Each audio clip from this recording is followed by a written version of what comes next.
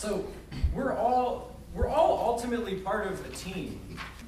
I mean, I think that's an easy way to think about this. And when part of a team rebels, or like part of your body rebels against the rest of the body, like cancer, or something like that, your body starts to die. And when part of a team rebels against another part of the team dies. When I was in 8th grade, I was on a basketball team, and the starting five were like placed up on a pedestal, and every time they walked in the room, people went, and they would like glow and stuff. Well, it didn't take long for me and the bench players to realize this, and we named ourselves the Scrubs.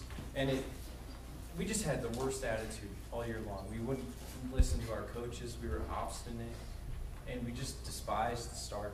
Okay, this ultimately led to like multiple blow-ups at practice, and we had a terrible season, and we should have been pretty good. Okay, we didn't understand our role on the team, and perhaps the head coach, the head of our body, the team, didn't make it clearly known to us. Okay, so there was a lot of turmoil there, but it was obstinance, it was hard-heartedness on our part. We didn't want to accept our position. Then you've got the parts of the body that just don't show up. Have your legs ever fallen asleep? Does that ever happen to you? And it's like, ooh, why can't I feel my foot? Okay. I was playing on a baseball team. Okay, we were the best team in the league. I was 12 years old. We would turn double plays like it was our job. I love turning double plays. Okay, so we get all the way to the championship game. We've got this guy who throws smoke. I mean, I hated warming him up and trying to catch for him because it just destroyed my hand. He threw that hard. And this kid, I'm still struggling to forgive him for this. We made it to the championship game, and he didn't play like select or AAU or any of these other crazy things because I'm from a small town and we didn't have that stuff.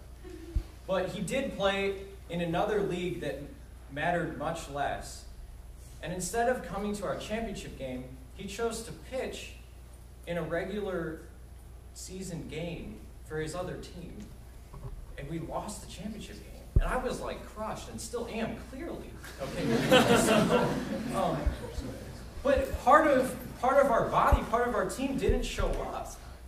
Okay, and I've started to think about this with regard to the parish and youth group, okay, because this is where the young people, the high schoolers of the parish come together.